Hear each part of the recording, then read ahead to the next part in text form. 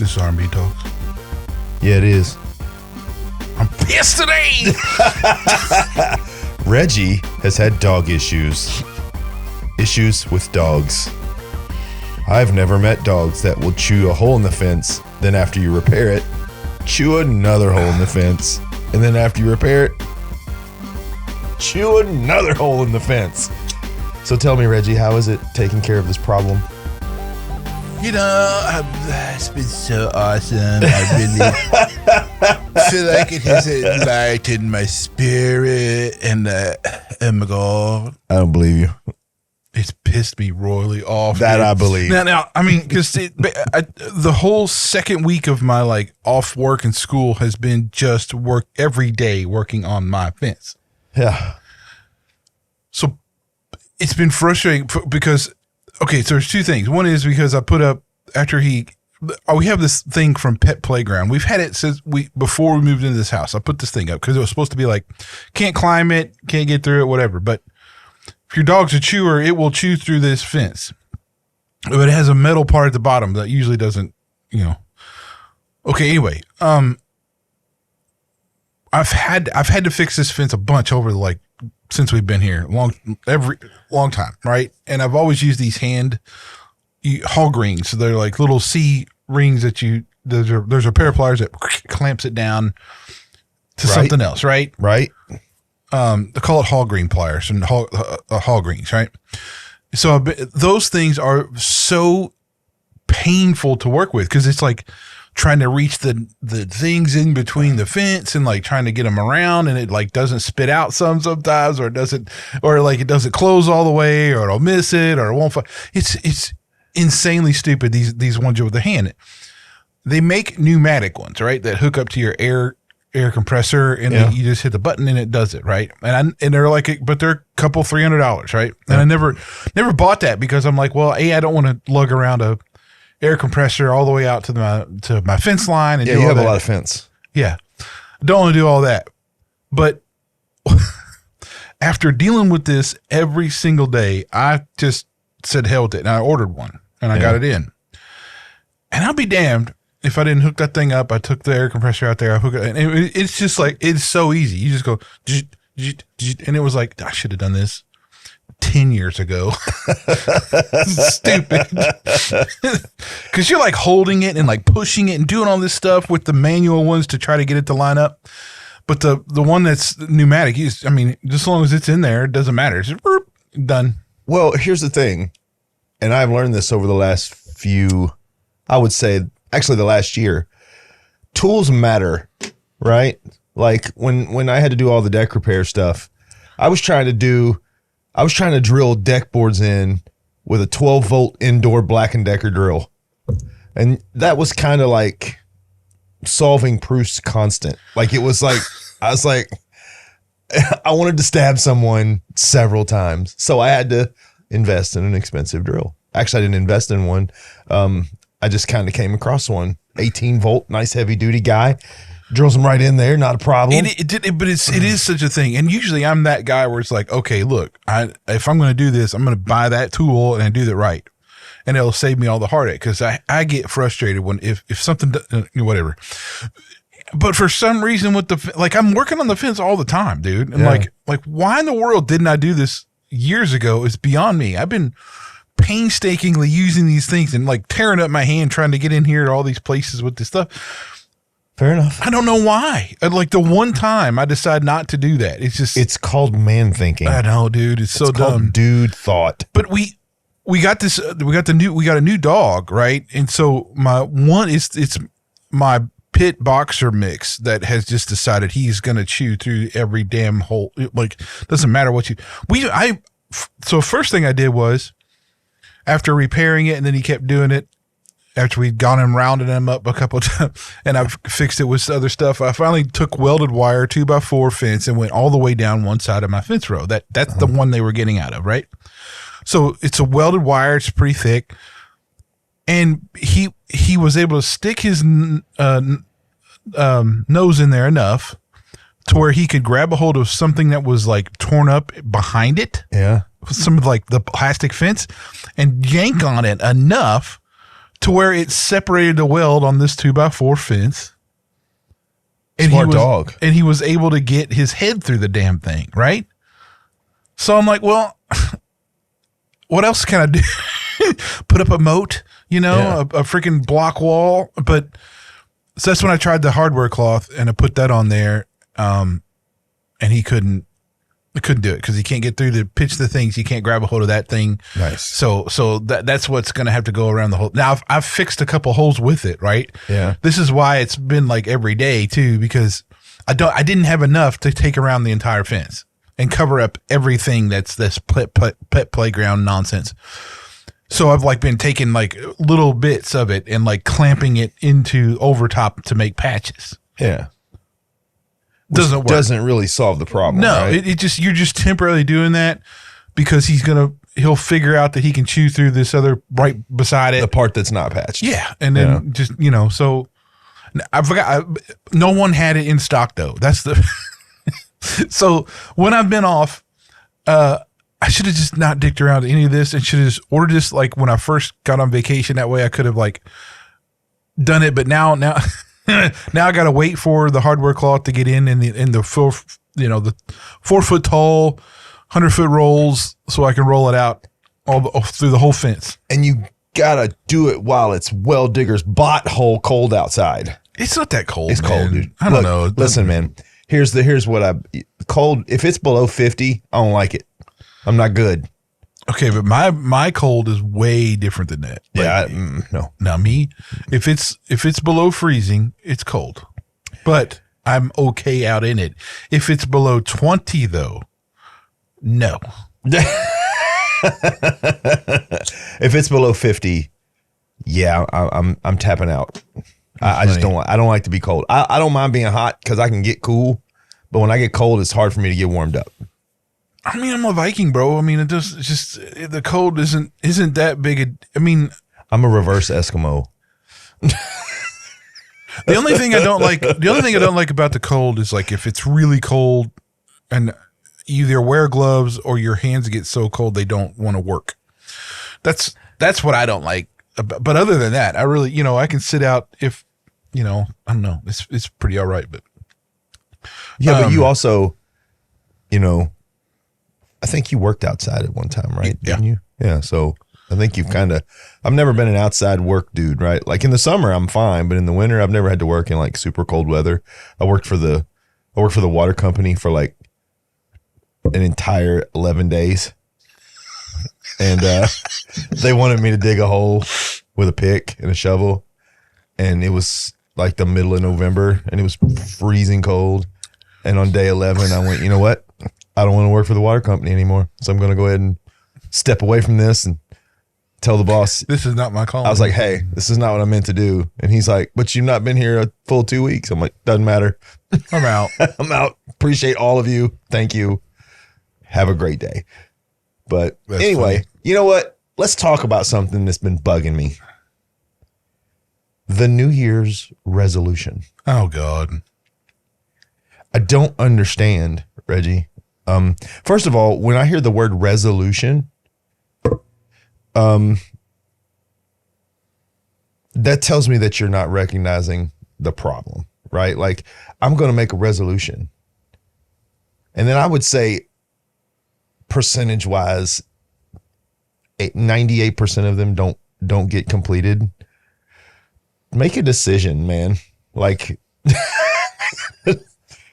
I'm going to do this, not I resolve to do this, because the resolve is not you deciding. The resolve is you deciding to think that you can find a resolution for the problem. What do you think? Okay, so there's two things. One is like, why?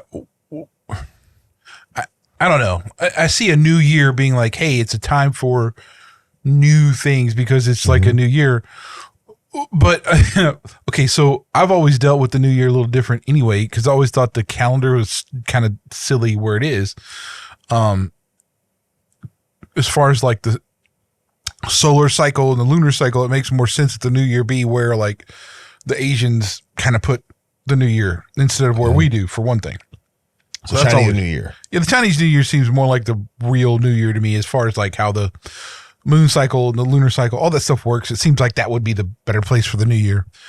But the second thing is like, if you wait until a point of the year to make any kind of changes, like, I don't think you're serious. I mean, you know, if it's a big enough deal where it's warrants a change, then make it now, right? You know, like, you make it now. My thing is also when you make a New Year's, now don't get me wrong, I have themes or words that I'll use coming into a new year. Like my word this year is grow, right? Grow financially, grow spiritually, grow mentally, grow physically, grow, right? That's my goal. And I measure that in the sense of, how do I do something today that I can grow? And how is it going to make me grow? And then I take that action. Sometimes that action is 5 minutes. Sometimes that action is 3 hours. But I don't plot out like, well, for this whole year, I'm going to do this one thing. I think you're much more successful when you take it day by day and you say, all right, how can today be something that will make me grow? I mean, you could listen to a podcast, wink, wink. You could read a book. You could go work out. You could, go any number of things, right? So why are these, here's the real reason I think a lot of them fail, because they're not well-rounded in how they do them, first and foremost. This being, let's talk about food. Like, let's say somebody says, I'm gonna lose 50 pounds. Okay. Well, all right. How are you going to do that? Well, I'm going to eat less. That ain't going to do it. Well, I'm going to exercise. What does that mean? There's no plan, right? There's this, I got this resolution, I'm going to become smarter. How are you going to do that? I'm going to read a book. Well, what if you read a dumb book? Well, the thing, this goes back to like, if you want, like, knowledge is it. Yeah. Like, knowledge is power. Yeah. And like, you don't know what you don't know.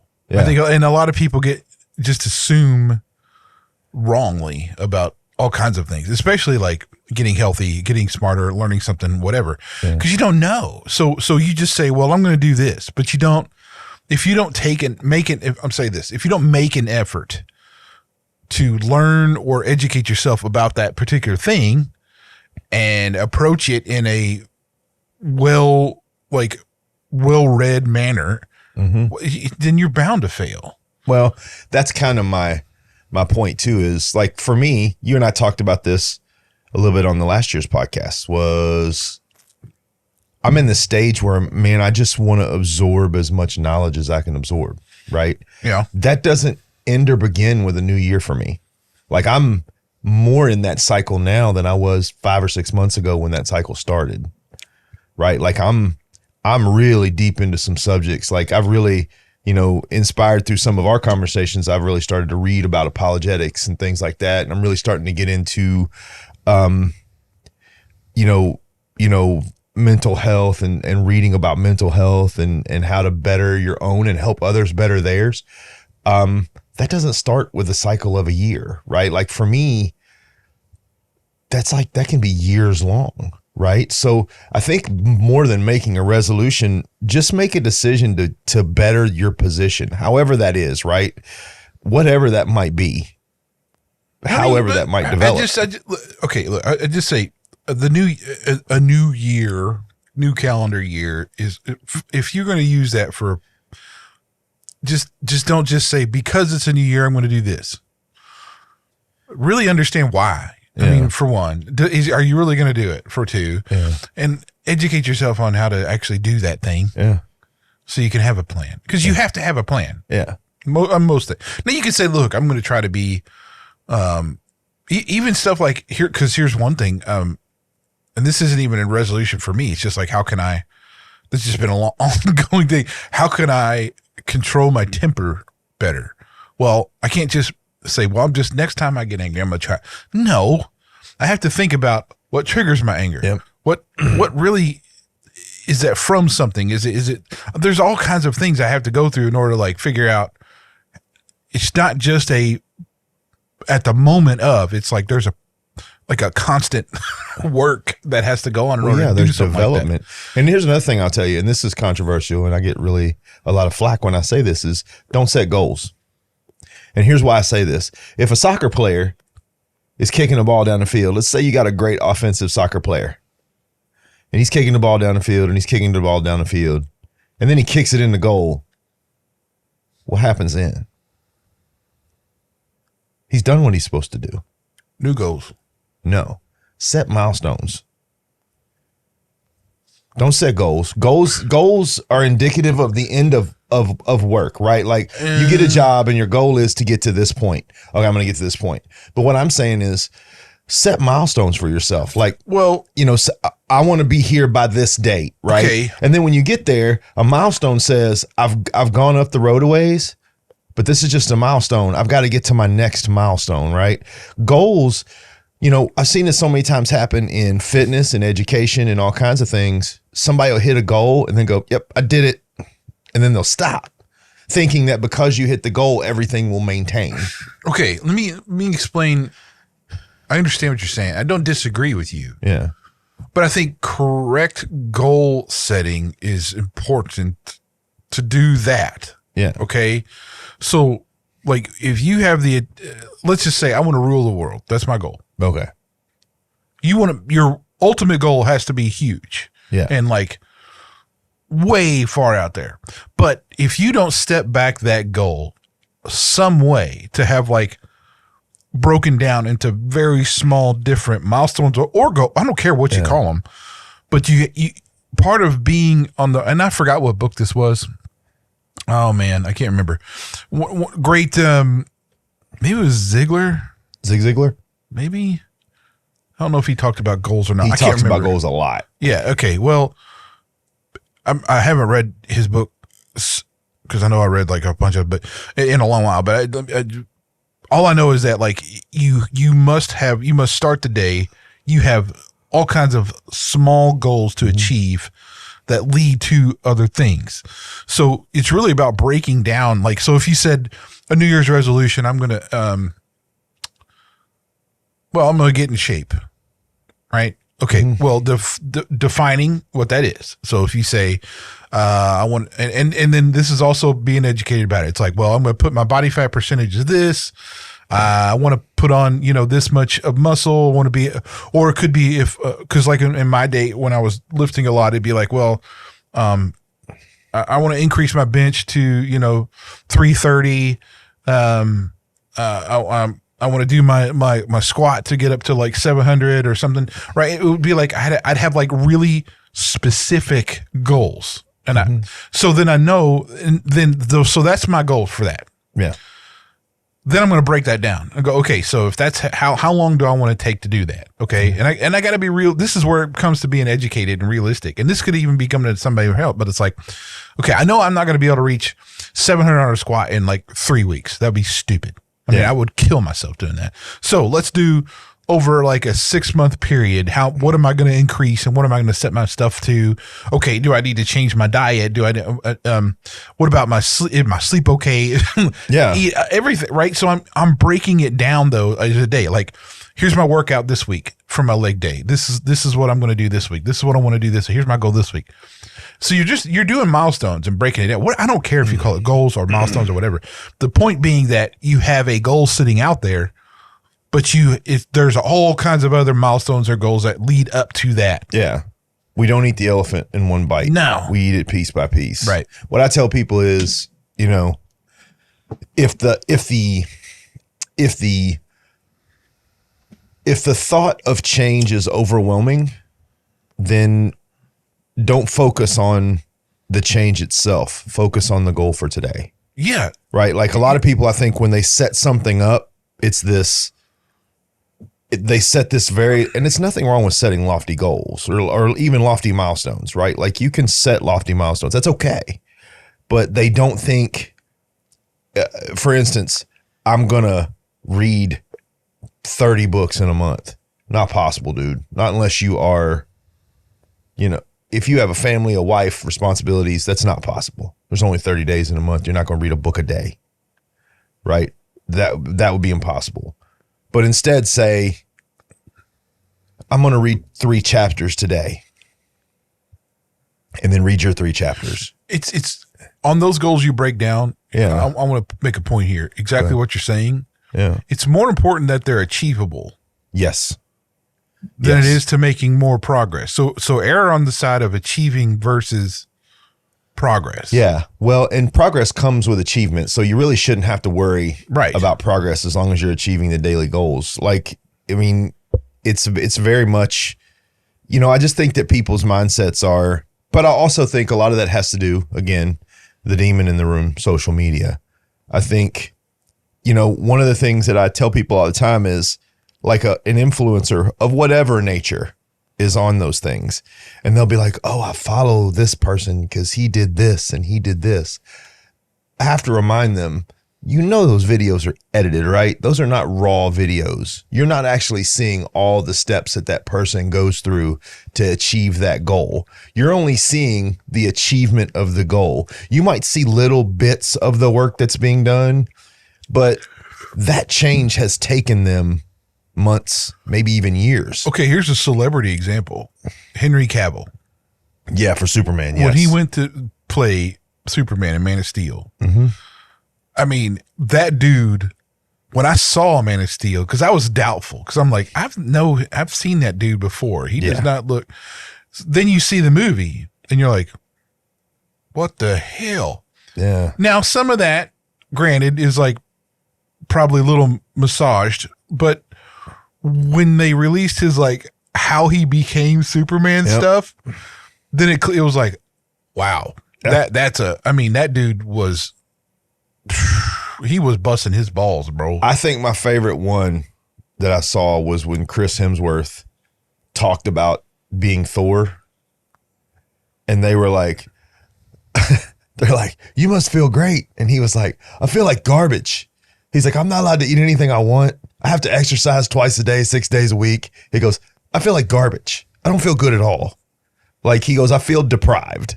Like, and I almost felt good when he said that, because I was like, dude, good for you. It's good for you for being honest. It's hard to do that shit. And like those, and this goes into another thing. So my Instagram, is like, when I hit the search, not my feed, when I hit the search though, it's just filled with chicks. Yep. Because I'm a guy, so it's just like, here you go. Here's all these naked, half naked chicks. And you're like, what? And some of these are like, I'm just like, and you look at that, it catches me off guard, because I'm like, there's traps, bro. There's traps. Oh, I know, but I'm just saying, but they're so like, they've spent so much time on how they look. It's an unreal expectation for normal women, right? To achieve that look. You know what I'm saying? Yep. Like, there's some fitness, and I guess because I look at some bodybuilding stuff still, whatever. Yeah. So I have like fit chicks that come up, right? And they're like, just sculpted like all get out. And it's just so I guess just for people to know, it's unfair and it's unreal for you to expect that result.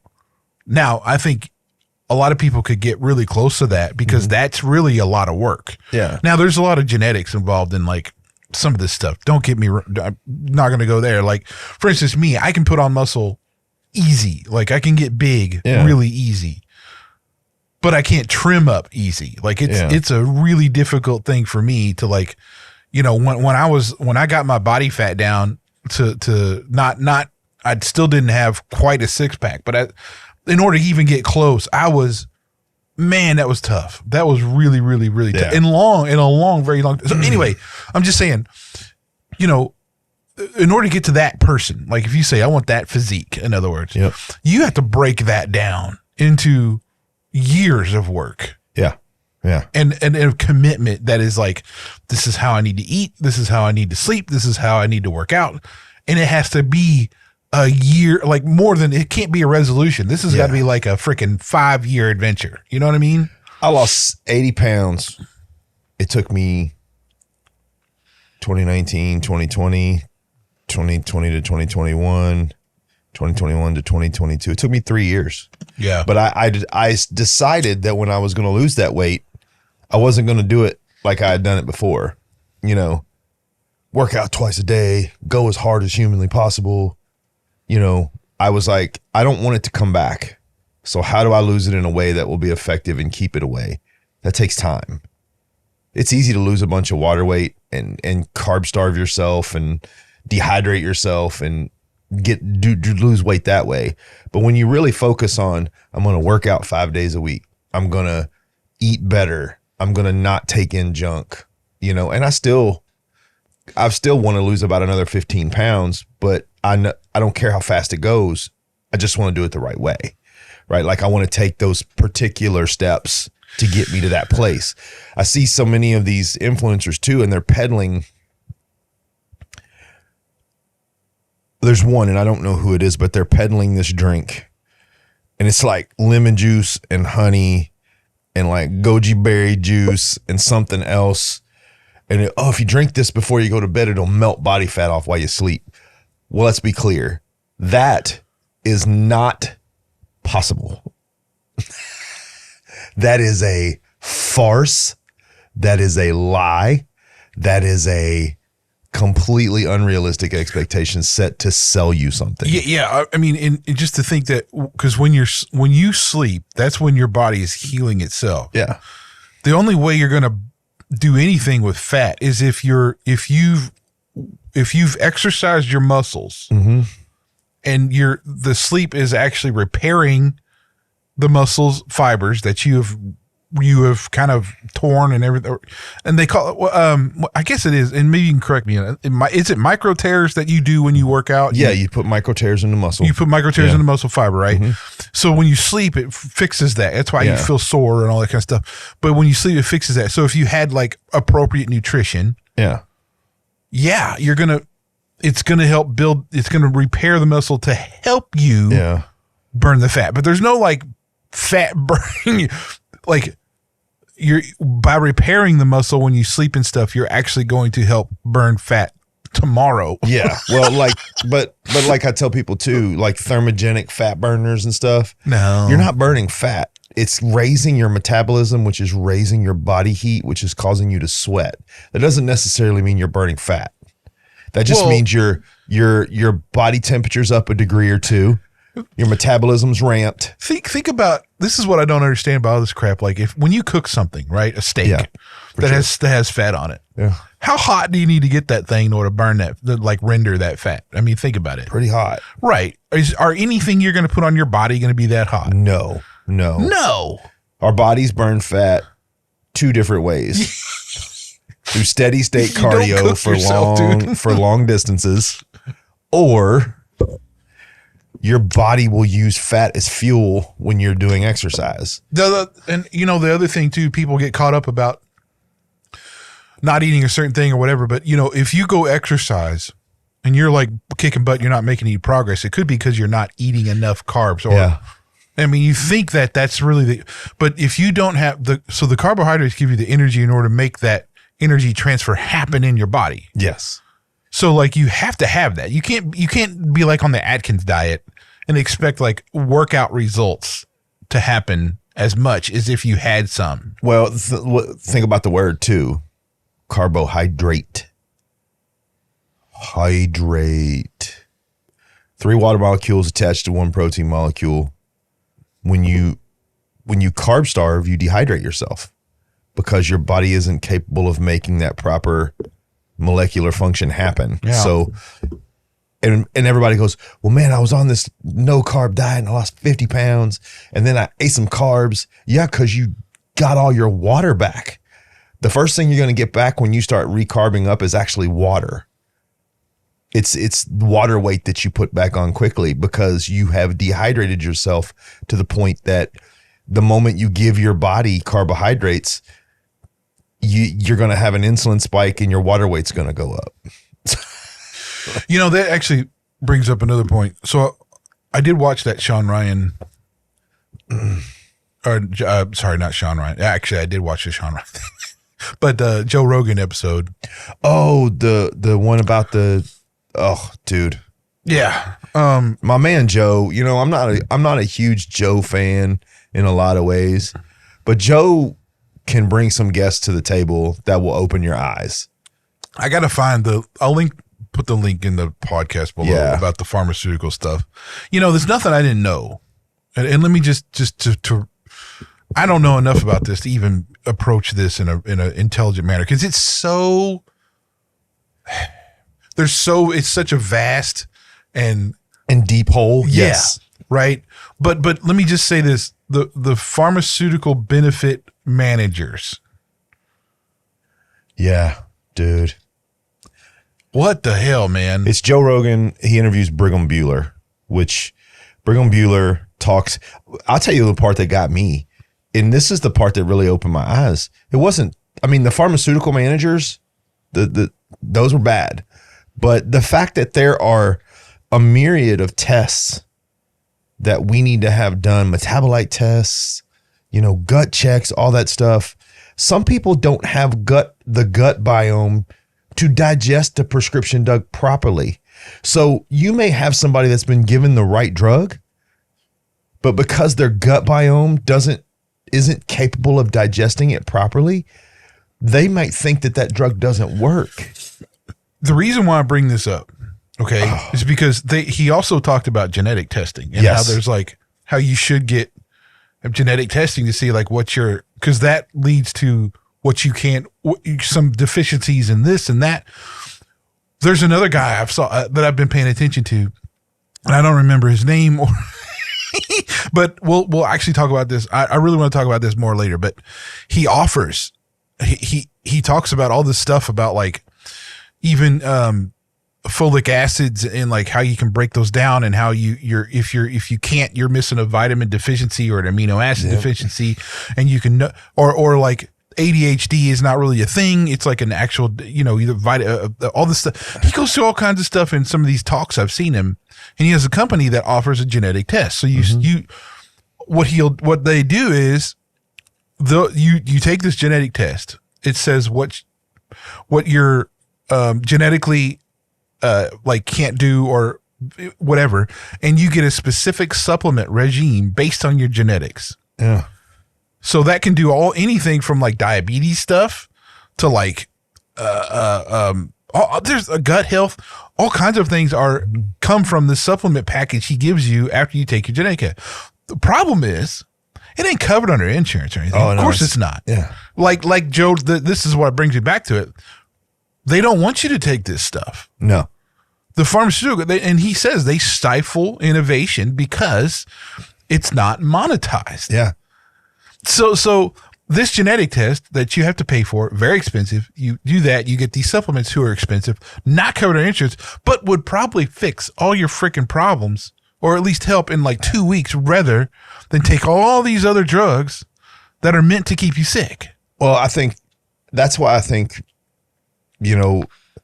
a lot of times having an HSA account can serve you, like a health savings account, because as long as you're spending it on something that's not considered frivolous, you can use an HSA account to pay for those things, right? So, and the thing that got me about that whole Brigham Bueller interview was when he talked about how you should look at you shouldn't look at it as a health insurance plan. You should look at it as a health management plan, because that is what the pharmacy managers are doing, is they're managing your illness to monetize as much of your illness as they can. Yeah, it's crazy. Which is why, when they explained about how pharmaceutical companies, the manager will come in and say, well, we're not going to cover this drug. It's not because they can't. It's because the drug they want to give you is more profitable. Yes. And they get bonuses from those drugs when they're able to get you to take them, because the pharmaceutical company is giving them kickbacks saying, hey, we like this drug better. It costs less to us and makes us more money, so we're going to give you this kickback, right? So these pharmacy managers these prescription managers are getting themselves paid off you being sick. Whether the drug they give you is good or not, whether they think it's going to be best for you or not, has nothing to do with it. It has to do with how much profit do we make off this drug, and how much will I get if I gift them to take this drug? How perverse is that, right? Like that's the worst part, is how perverse is that.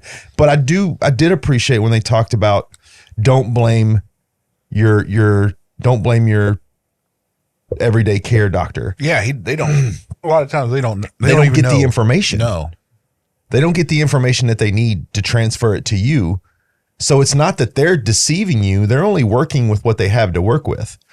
and let's not forget that a lot of these, and they did mention that how like a lot of these medical groups have like bought up all these practices. Yeah.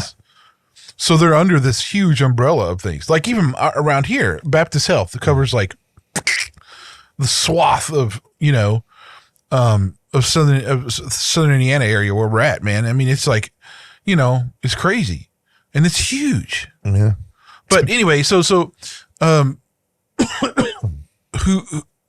are, it's a good time to listen to somebody who's not like those pharmacy managers. Yes, it's time to give over to our sponsor and have them say some words so we don't have to say some words. Say some words, yo. Say some words. Are you a small business or solo entrepreneur looking for more of a presence online?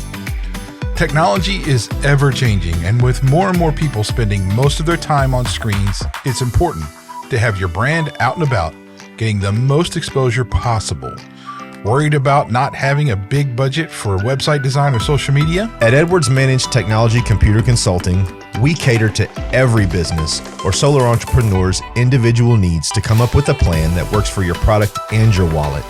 Interested in learning about how we can manage your online presence so that you can spend your time doing what you love to do instead? Visit www.emtcc.net to make an appointment or give us a call at 1-888-551-2770. Mention R&B Talks for 10% off your appointment. Remote and on-site options available.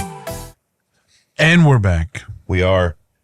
So we're talking about gloves and working because my hands, I don't know if you probably can't see this or not. Yeah. Are torn up from all this fence work. So yeah, they make gloves, obviously, that could handle all this stuff. The problem being for me is that I take like 4X gloves to fit this paw. Mm-hmm. They don't, and those, so it's even hard to find a glove that fits right anyway. Look, dude, Work gloves. You found a hat company that makes hats that fit our heads, and you and I have ginormous heads. There's a glove company out there. No, I have work gloves, right? The mechanics ones make one big enough for my hands. There's another company I have that I bought that have impact stuff on it that I use when I'm working with my chainsaw and stuff. Mm-hmm. But they're thick enough where it would, because you're talking 1/2-inch squares here. Yeah.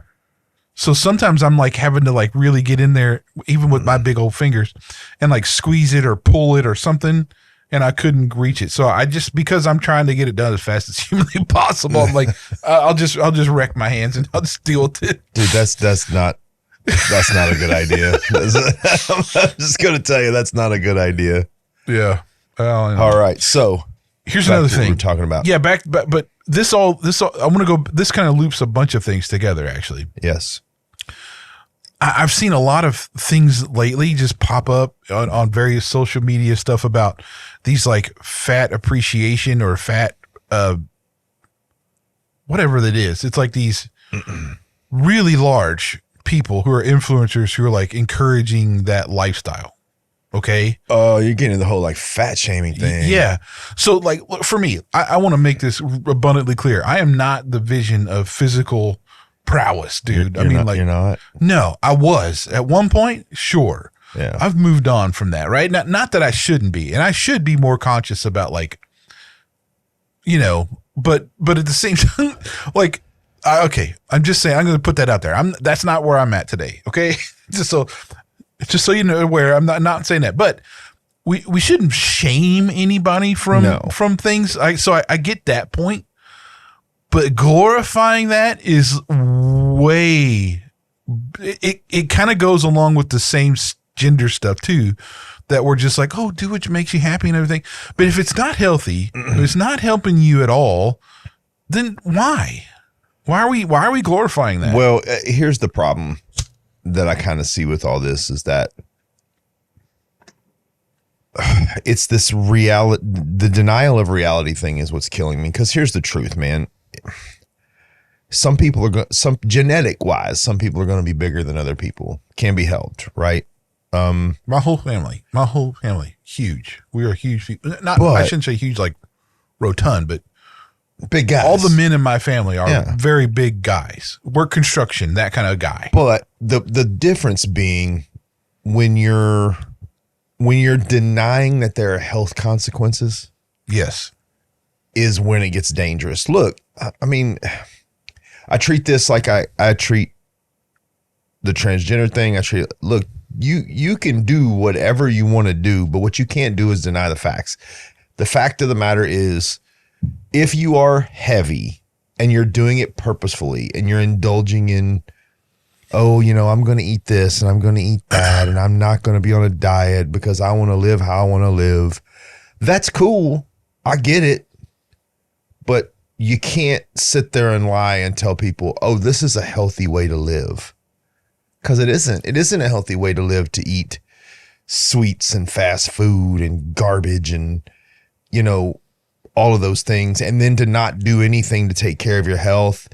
And then when somebody looks at you and says, hey, I'm concerned about your health, call them fat phobic.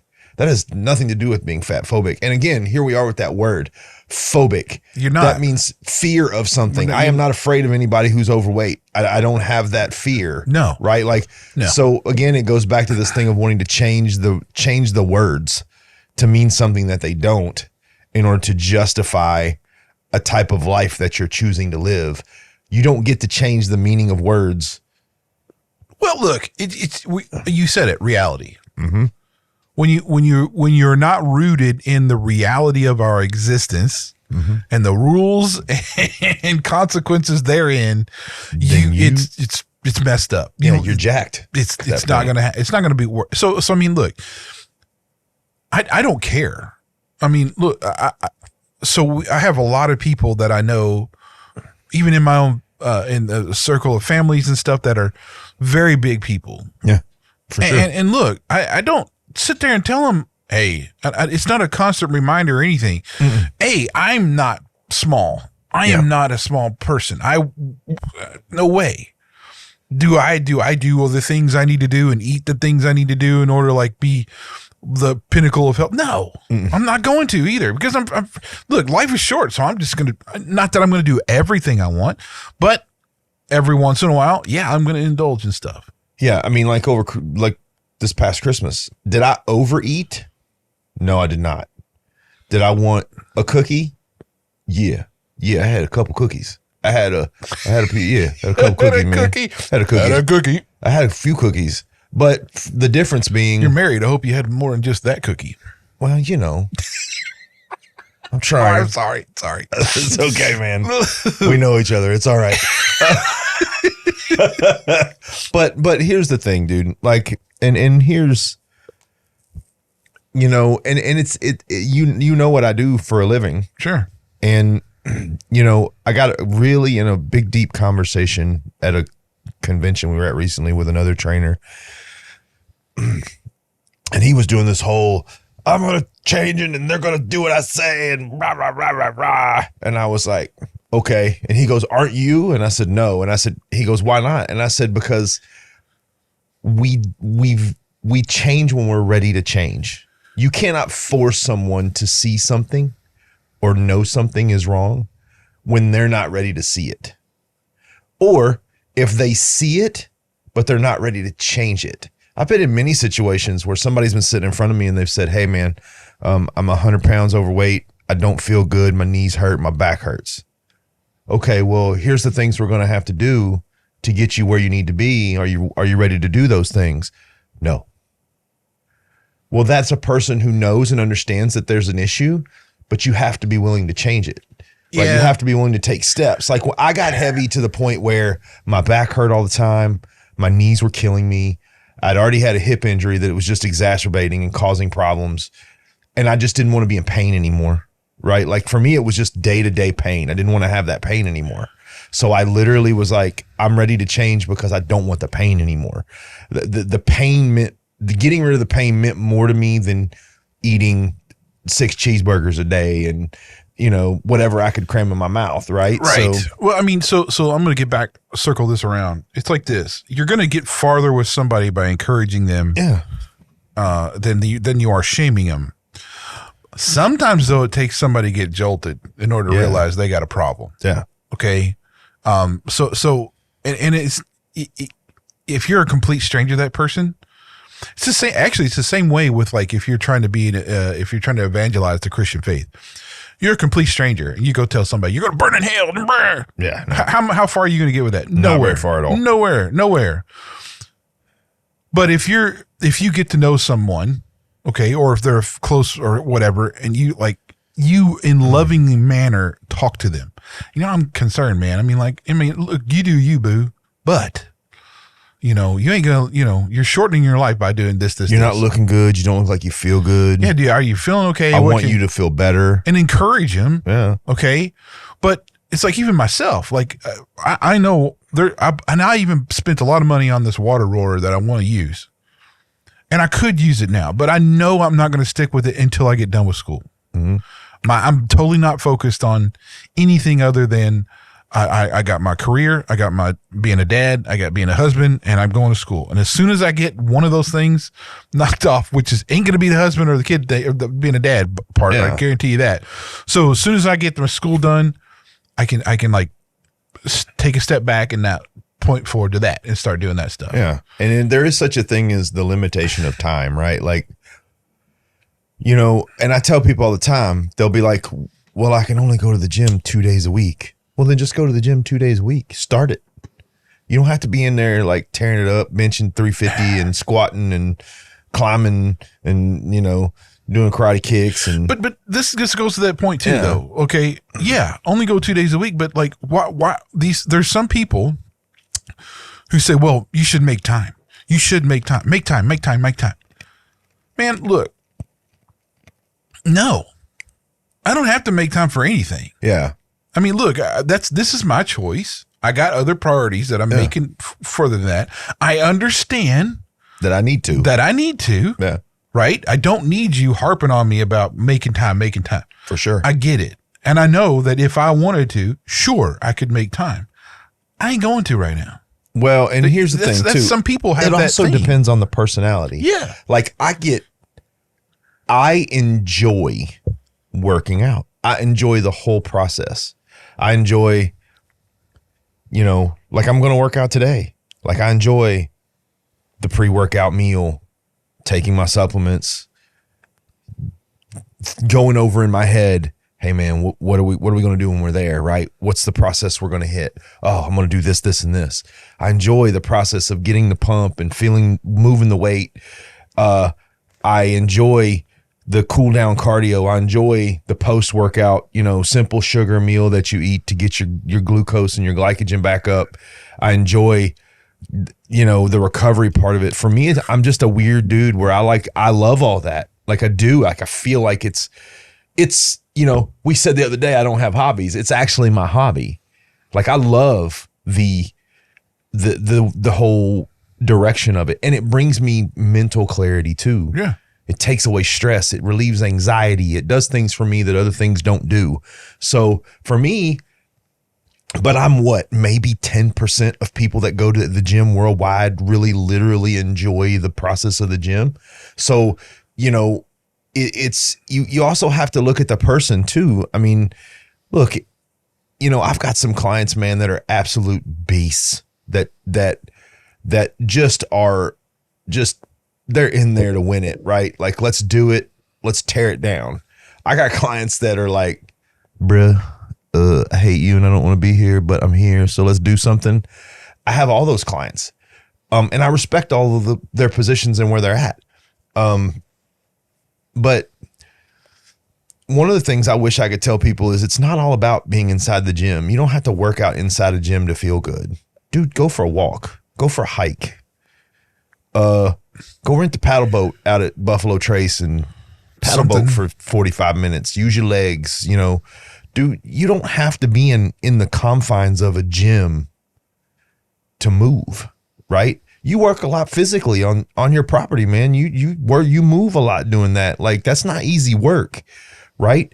So I tell people a lot of times, indulge in the things that bring you joy, that make you move. Well, right? here's another point to that too, though. Yeah. There could be something else that you really want to do that you can't do because of the physical shape you're in. Mm-hmm. Right? Absolutely. I know that when I'm doing tree work, especially. Yeah. Okay, that can be really extremely physical. One time in particular, so we had some septic issues. I remember that. So they and you know, you have to get the health department to come out and do all this nonsense, and it's a, oh my God, it's the most expensive, frustrating thing you can do. I had to put in a new sand mound septic system, even though the dirt and the earth and everything was like cool to put in a regular one. No, because we're the county, we're going to say you have to put in this hugely expensive sand mound thing. So it was tens of thousands of dollars, right? And and we had just taken out an equity loan to redo the kitchen. Yep. Because I was like, look, babes, talking to Julie, you know what? Let's redo our kitchen. We got some equity. Let's just use it and let's just get the kitchen updated and stuff for you. And what do you know? We end up spending on the turlet. Oh man. So, but anyway, I had to clear out because the one place they wanted to put it was in the middle of all kinds of trees and everything else. Oh, so you had to go do a clearing. And they couldn't do it at any particular day. It had to be like when it was certain dry or whatever. It had to be specific. So they called me like 2 days before they're going to come out and like start it. Right. So I had 2 days to like cut down trees, remove all kinds of stuff. And I think it was like 6 trees I had to take down, plus some like smaller tree brush stuff. It was like, so I got off of work and I just had to cut and just move and we're talking like, you know, I'd cut them up into logs. You know, the tree was, a couple of them are like about that big around. And so the logs are about 6 foot. Yeah. I'm moving those by hand because it was too slow with the tractor. I knew I only had so much time before dark. So I'm just out there and, you know, I knew that was going to be brutal on my body. For 2 days straight, I was lifting stuff I shouldn't, moving faster than I shouldn't. I knew I wasn't in the shape to be, you know, being some kind of muscle, like the world's strongest man shit that I was doing out there. Yep. But I did it anyway. Right. And I loved it. Right. So I know if I were to get myself back in shape, I would love to do that. That would be like awesome to sit there and do. Okay. But again, time, money, whatever that to put into that. But I'm just saying, like, if you were to go out and do something like that and you're like, man, that was awesome, I'd love to do that. Then, you know, okay, now I got a purpose to get myself in shape so that I can do all that. Right. I mean, now granted, thankfully I'd done all the powerlifting crap earlier in my life. So I knew how to lift all these really heavy things and like without killing yourself, without really messing yourself up. Cause you can. I mean, you're talking you can do some damage, man. Yeah. I mean, 200 pounds, 300 pounds, you're freaking hefting around, you know? Anyway, that's just an anecdotal thing, but I think it speaks to something, right? Like one of the things that I've noticed, especially about our younger generation is, you know, when you and I were coming up, we tried to be purpose driven, right? I think a lot of the reason why people aren't successful at a lot of things, I'm not talking about health and fitness, I'm talking about everything, is they're aimless. They are in a perpetual state of wandering, right? Like, because if you talk to some of the people, even some of the, you know, older, more liberal people, they're just in this perpetual state of wandering. Like, one of the conversations that's hardest for me to have is when I talk to someone and I say, hey, what do you got planned? How are you? What's going on with your career? What's happening with you? And then I get this, well, I'm good where I'm at. I don't really want to advance. I'm making enough money to pay the bills. I'm not really, what's the point? What's the purpose? And I feel awful for that person because for me, there are things I want to achieve. So in order to achieve those things, I have to have a plan or a setup for me to get there, right? They just seem like they could care less. Okay. I'm kind of there in the sense of some of that, right? So, I mean, like, I'm kind of like this with my career in that I do want to move up, but I'm really okay where I'm at, right? Yeah. But there's two things to this, and I do agree with you. I'm not disagreeing, but contentment also has to come into play. Yeah. Okay. Mm-mm. Like I don't care. Like if you're content with going out and shoveling rock all day, every day, and that's the life that suits your lifestyle, all that kind of stuff.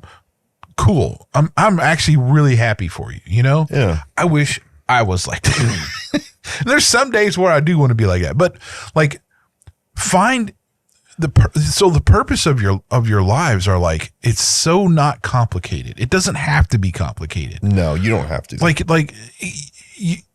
whether that's if you're a dad or just being a person that's like serves their community, or you're a husband or wife or whatever. I mean, like those things are purposes. Like it's not like that doesn't I agree with that too. I totally agree with that. So like, but I think where you're going is that like, if you're younger and you spend all your time looking at your phone, what? A lot of them just I don't know. Like me. A perfect example was last night. My whole family. I'm kind of a musophile. So last night I got to sit down and watch the majority of the 2023 Rock and Roll Hall of Fame inductions. And I was really excited because my sons were going to watch it with me and my wife was going to watch it. My wife and I are intently paying attention. Willie Nelson got inducted. There were several good inductions that went in last night. Okay. But as I'm watching the show and I'm looking to both sides, both of my sons are on their phones. And I'm like, and then I'll be like, dude, are you guys watching? And they'll be like, oh yeah, I'm watching. And I'm like, no, you're not. There is more to life than what is on that tiny little screen. Right. And I'm as guilty as anybody, man. If I get into something on my phone, if I'm reading or looking up something or just kind of fishing around and watching a funny video somebody sent me, I get it. I get the attraction, right? But what I'm talking about is not people who are content, because contentment is finding your station and being okay with your station, loving what you have, being appreciative of what you have. Most content people, though, even content people, Reggie, if they're shoveling rock and there's 8 guys shoveling rock and the boss comes and says, I want you to be the head rock shoveler, that content guy is going to be okay with being the head rock shoveler, right? Like he's going to be content with taking on a little more responsibility, getting a little more money, making life a little easier, right? Even if it's not advanced a whole lot. So, but what I'm talking about is people who don't have contentment. And I think there is an innate fear within them to find something they would be content doing, because they have this irrational fear of, well, if I find something that I'm content, what if something else comes along? Well, what the hell if something else comes along? Okay, so you were content. You loved this, and then something else came along that was a great opportunity, and you figured out you could be content doing something else. Why is there something wrong with that? Yeah. You know what I'm saying? Like for me, it's not the contentment thing. It's the, why are you closing yourself off to opportunities out of some irrationally ridiculous fear that is, because I mean, and I put that at the feet using our modern times. Look at the young people nowadays. Take climate protesters is a great example. Well, I don't want to go to work here because they might do this and it might not be good for the climate. Yeah, you moron, but you got in a gas-powered car and drove to where you're at. You didn't walk there. Well, look. You got a phone in your hand, don't you ding dong? I know, dude. You know, like for me, it's this whole, to me, it's fake. What's the word I'm looking for? Fake outrage. You're not content. You haven't found anything to pour your life into. So you choose to use fake outrage as an excuse not to do anything. Yeah. Yeah. Well, look, I think there are people, like I have people in my team that I manage. I could offer them all kinds of things and they'd be like, no, I'm good, fine where I'm at. I don't care. Yeah, I'm good. No, I'm good. This is where I think the cusp of it comes to when you're talking about contentment versus purpose and everything else. I mean, like we're all not going to be like sheiks and live like in palaces and for all sure. that. Come on. But they're and it can't be so materialistic either. So there's that. But there is a certain amount of where I want to be and be comfortable and how do I get there? Yes, absolutely. So I mean, now that changes too when you have a family. Mm-hmm. Sure does. Because then it's not about your comfort anymore. How can I make my family work as best as they can be, kind of thing. Yeah, how can I build something for my family? Yeah. So I mean, there's a lot to that, but yeah, purpose for a Christian, it's even clearer. I mean, it's like your purpose is to participate in his work for his kingdom on here on earth. Whatever that may be, whether that's being the man of God that you should be, yep. the husband of God that you should be, the father like Christ told you to be. All those kind of things lead to that. I mean, that's an easier question to answer than the secular version. But yeah, I mean, you know, you're not going to find that. Well, rare will you be able to like find your purpose on the internet, I guess I would say. Now here we are doing a internet show, saying all that. Yeah, but you and I we don't consider this our purpose. We consider this important. I mean, but we don't consider this our purpose, right? Like for me, my purpose is to better myself as a husband and a father and in general, in all ways. And I feel like this is just a way to kind of communicate about those things, right? Like I love what we do and I'm glad we're doing it, but I don't think this is our sole purpose in life. Right. After all, we did reaction videos to music we didn't even know what the lyrics were. Dude.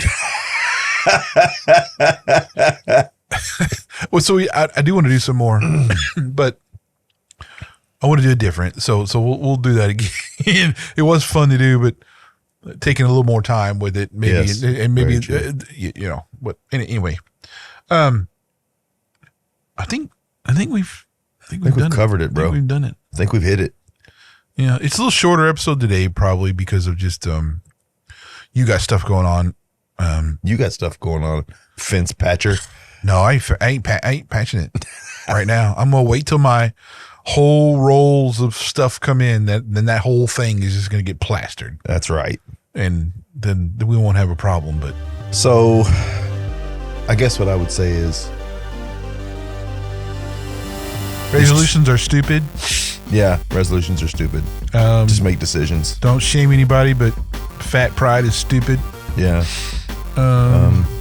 Love yourself. Make milestones or goals that don't evolve at ending point. You break it up into smaller pieces. Underlying point. Love yourself, but don't be an idol to yourself. Right? That's right. We're two guys. These are two mics. We'll see you later. Bye-bye.